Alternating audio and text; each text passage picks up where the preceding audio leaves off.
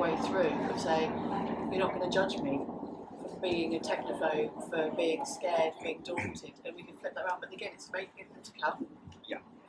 But I was going to come to you on, there's so much great free tech, but it's confusing. So if someone does go out and have a look, they Google build a website or build an app. Yeah. It's daunting. It can be daunting. It can be very spammy. So there are lots of websites that sell links to the highest bidder, for website builders and also for other tools. So rather than put the best tool at the top, it's the one that pays the most.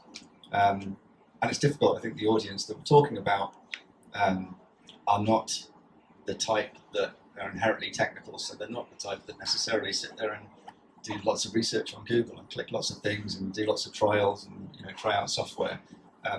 Perhaps that's not in their nature. We're all sitting here at Bristol Tech Fest. I'm sure we're all quite passionate about tech, and that stuff sounds and seems second nature to us. But this audience actually doesn't go out of their way to find technology. I think that's the key. That's the key point here.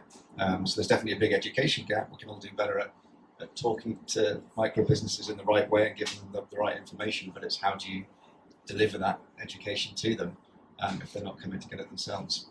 But there's a brutal stat on here about the amount of people who said that they don't need it. And I think it's in terms of technology, and I think that really translates to, I don't know why I need it. Exactly. Yeah. It's not they don't need it, they just don't, it's too noisy. Yeah. I'm going to crack on it, it's not broken. We're going to come back to Ian on the other end, because you've had people who are completely against tech. You must have had onboarding, and there are some really fun times. How do we turn them around if we say they don't need technology? Back to the gardener, back to the holistic therapist, back to the other respondents. Yeah, so I think this, for us, probably comes back to the importance of accountants and bookkeepers, which is a really important, in the nicest possible way, Jonathan, distribution channel for us. And I think the reason, there are three reasons for that. One is that trusted advisor piece. I think people do listen to their accountant if they say, hey, this is the right thing to do for your business. Secondly is just scale, right? So it is incredibly difficult for tech companies to reach small businesses at the scale that is required. They're usually having to push low revenue per unit products, so they need to sell a lot of it to make it worthwhile. So that's a challenge which accountants and bookkeepers, I think, help us with. But thirdly, and this is probably the most important thing for us, accountants add value to our product. And I guess the report talks about a number of different advisors that could act in this space, and I kind of urge caution amongst tech companies to just think about what the right distribution channel is. I think accountants themselves are on a journey of tech discovery. I mean, the reason Jonathan sat here is because he is an early adopter of technology. There are lots of people that don't think in the same way as Jonathan. I'd also say that accountants have a business to run as well. So the technology needs to be beneficial to them. We talk about a partnership rather than a reseller model. But finally, and this is the toughest nut to crack, I think, lots and lots of certainly micro businesses don't work with an advisor. So how do we get that message out there that is an important investment as well? One of the other things I pick up on that, though, is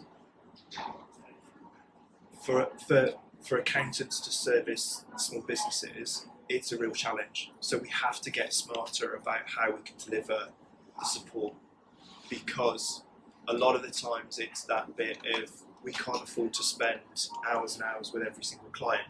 We've got to make the way that we deliver and support a lot lighter weight. And so actually, how can we then support businesses on scale? And I still think there's a massive gap in that marketplace, because small micro businesses can't afford to pay someone like an accountant, and actually an accountant can't afford to spend one-on-one time with those small businesses. So we've got to find a different way of being able to support service. And I don't think, certainly us as a business, I don't think we're there yet. As a tee up, completely appreciate it, because I'm starting that company now. but that comes to a point about building trust. So I've been working on something quite quietly and stealthily in the background whilst running different primarily. It's the main thing on the LinkedIn profile, fine. There is a pitch deck that is in process and it's financials that are in process. And all of these things are being built behind a curtain. And the product is quite meta. The product itself is designed to fix this problem. Right? The fact that this ecosystem that we have in this building is brilliant, but it exists only for a certain lucky few that at the very least find out about it in the first place, let alone are able to qualify to get in and want to give up a part of their equity to be part of Z squared or able to afford to have a desk here in this building. And that leaves a huge amount of people. Bristol has more startups than any other city in the country outside of London per capita. We have essentially 2 or 3 accelerators, and they're all supporting companies that aren't historically the companies and the industries that have built this city in the first place: retail, agriculture, and industry, and financial services. And so someone needs to do something to help, everybody else in between those cities, those major cities. If the best idea that mankind is missing out on lives inside the mind of someone who lives in the Outer Hebrides, and that scares me and is kind of annoying, frankly. And those people need to have access to free and accessible advice at scale, ironically, or not surprisingly, powered by technology. So that's what we're doing.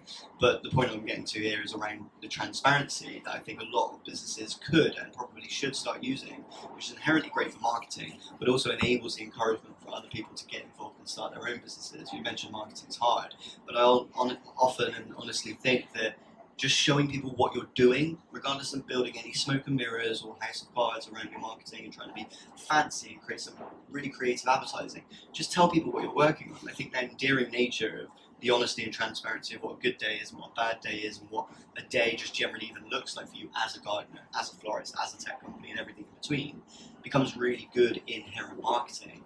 We've seen that happen in reality.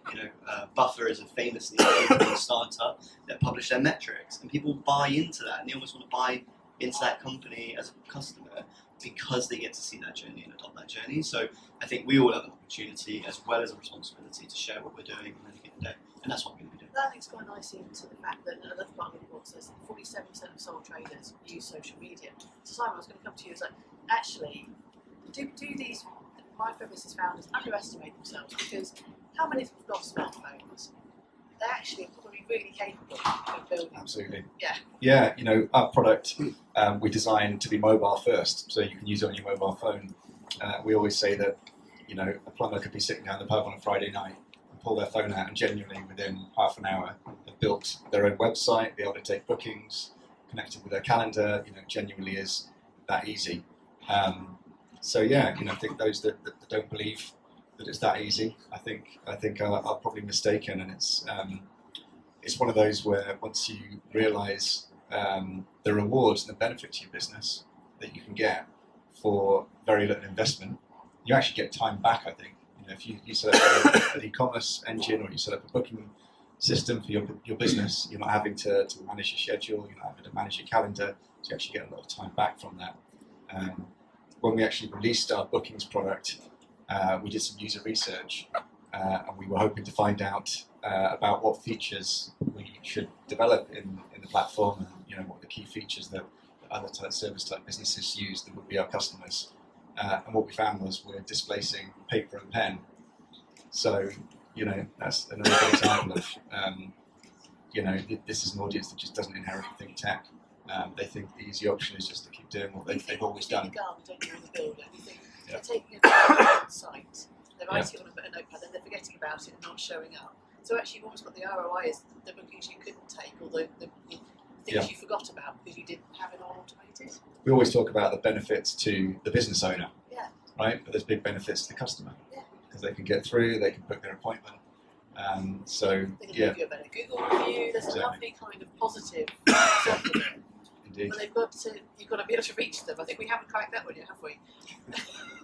But there's still this bit of social media again for me is technology. So it's still that bit of I don't get social media because I don't get the concept of talking to someone that I don't know. And it's that bit of, it's the one thing I keep on getting told I've got to do. I've got to increase my followers on LinkedIn because it's important. But I still come back to, I don't know who I'm speaking to. Or that bit of starting off and going, I'm speaking to people but I haven't got an audience. But with most micro businesses, again, they have a lot of noise, don't they? People telling them what to do. And if they really hate social media, it doesn't come naturally to them, they shouldn't be doing it. It doesn't. But if they say, actually, I love Facebook, I'm on Facebook for family, I understand it, or I love Instagram, I don't really get LinkedIn. Look at what the demographic is of their audiences and focus on them. And also find a lot of micro businesses, there's probably somebody in the team who gets it. So the founder absolutely hates tech. When I'm doing tech for others, well, who else in the team will look after this? We want to empower them. We don't want to build something for them that they then don't use. That's absolutely pointless. So, well, who in the team could help you? And again, that investment you mentioned about an accountant, that £150, whatever it is a month for an accountant, how much does that time free up for you? How much time does that website free up for you? So turning around the whole value proposition, if we can speak to them, because another lovely point was that loyalty. Once you start working with a micro business, you're with them forever. Lots of nodding. Ian, talk about the culture of that relationship. Yeah, I mean, we have certainly seen in accountancy software that lifetime value, as we report it, is very strong, and I think that is intrinsically linked to the fact that people do quite quickly realise the value that they're getting from this technology. I completely agree with Simon that particularly at the kind of micro business end of the scale, this is often about being able to demonstrate that you save people time. So making technology available on a mobile platform is really important, because if you are, to use that example again, a plumber, what you're hoping for from technology, I think, is to stop having your work eat into your weekend, and to be able to kind of make sure that you're doing things on the fly. So I think that's really important. People get value, but also I think survival rates. So I mean, we certainly on several occasions looked at survival rates, and I think if you are a small business owner and you invest in our technology, you are more likely to have good visibility of cash flow, good visibility of your finances, and therefore you make smarter decisions, and therefore you're more likely to survive. So I think that's another important point that kind of makes sense in all sorts of different types of technology as well. And we still haven't quite, this education gap is an opportunity. So knowing, Jonathan, what advice would you give sort of personally and professionally to companies looking to make their mark in tech democracy, sort of trying to open this out? I think part of it is, again, it's that whole bit of understanding your customer. And if you can understand your customer or understand what the problems are, that's the bit where you can then really start to help them. And I think all too often we see it within the technology space. There's lots of assumptions that are made about what is important to a customer, but people aren't going to, the software providers aren't going out and having those conversations with those businesses to really understand the problems they solve. And I think I saw this firsthand in terms of when we built out our own software. The Rich and James and Helen, who were co-founders alongside, were constantly asking those questions of, what are you doing? Why are you doing that? And at times it became quite kind of frustrating, because you're kind of like, well, I've told you what I think, you know, but they keep on asking. And then the technology that they would bring, the solution they would bring back, would be 100 times better, because actually they took that time to really understand what was happening, what were the jobs to be done, and how were we doing them, but also how could they trump our thinking. And I think where we've seen software providers really get it and accelerate adoption, it's that bit of taking the time to really understand. And I don't think there's enough at times which is happening in that space. Just on that, I think that's really hard when you are a large software provider who normally services large businesses, and I think when this audience is on the side of someone's desk, then whilst that's happening, we'll never get this right. People tend to buy into the purpose of a business, and I think what we may need to see, and we are probably already seeing in some larger tech businesses who are not traditionally dedicated to this audience is to start to create almost a startup within those businesses to focus on this audience and to champion them. I think we're really focused on championing small businesses. One of the things that is like right at the top of our agenda is late payments, which is essentially unapproved debt, right? And we take that to government. But if small businesses are just on the side of your desk as a tech business, you're almost on the other side of that argument. So it's really, really important that tech companies that want to service this market are invested in the purpose of serving the market rather than just looking to make a quick buck. But also the size that you mentioned, about 96-97% of small businesses are micro. For me, then that shows that there's a massive opportunity out there. Yes, it might be more difficult to get in front of those businesses because they are micro, but actually the opportunity, if you can crack it, it's huge. They're loyal, they're going to stay with you, they want to know. I'm aware we're kind of saying it 2 times. Ash, I know you've got a question about everything, so do we have any questions for the room or we keep going? I'm just interested in, because so there's been, I think there's kind of some, apologies said, some a lot of assumptions about in terms of people's technical competence. I just want to use a couple of examples. Talking about some people like the old generation. I know myself that if I need to get research done, I ask my retired parents to push things out for me. So to make that assumption on that basis, my husband is also he was a former plumber, but he can get tech, just needs that bit of education. So a lot of people in these trades to actually get it. I suppose it's just about pitching at the right level. And the other point I wanted to make on is about honesty and transparency. I think a lot of people, especially in the advisor space, should really be transparent about their kind of business model, their revenue model, because I've worked with businesses that basically been sold software that far outweighs what their requirements are, and it almost crucifies them and then basically because they're not large enough, these software companies don't answer calls, don't help desk, and it's difficult to nail down. So 96% of these businesses are micro businesses, but they're being sold like enterprise level solutions. So if you can get that business to some scale with them, I think it'll be a far more healthier place. And just saying, I was a HubSpot advocate, I'm a bit more agnostic, so I'll try and recommend the right solutions that people are working with based on where they are in their business. And I think that's where we've got to be a bit more responsible with what we're selling and transparent with who we're working with. And it's more of a point rather than a question.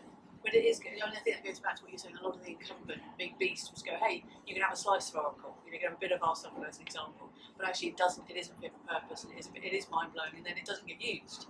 Yeah, if you take all that. Adoption levels, and then they blame then there's that blame game, and it's unhappy. I was just going to say, I completely agree. Yeah, we try and build the product very much with a micro business in mind. Stripping out a lot of the features which the bigger businesses are more likely to need, and you do have to make some assumptions to do that. Sometimes we get it right, sometimes we get it wrong, but we're trying to find the kind of common ground across quite a diverse bunch of people. So it's tricky, but yeah, I definitely see the point there that software should be tailored for the audience. So flipping the conversation, going back to websites, a good website used to cost £10,000. It was a piece that you had to ask someone to change a widget in the back end. That's all changed, it's all evolving. And you're right, we shouldn't make assumptions that everybody in the space is technically daunted, but it is right to empower them. So we don't make assumptions, we still need to give them the right technology. But it's a whole different dynamic of conversation, bringing these people on board. Do we have any more questions? Sorry, you were behind a post, I'm sorry. Thank you. Probably maybe for Zero or John, really, you mentioned regulation, you mentioned tax, and unfortunately that's not simple, that's not necessarily friendly. So the challenge is translating from HMRC lingo and expectations to practical, sensible advice that keeps the business on the right side of compliance, that doesn't overwhelm in terms of complex language and complex compliance. So there's a rock solid, hard base that has to be met in terms compliance requirements, and that complexity isn't going to go away. So, just curious to know, how do you bridge that gap between complexity that HMRC expects from any business and making it user friendly?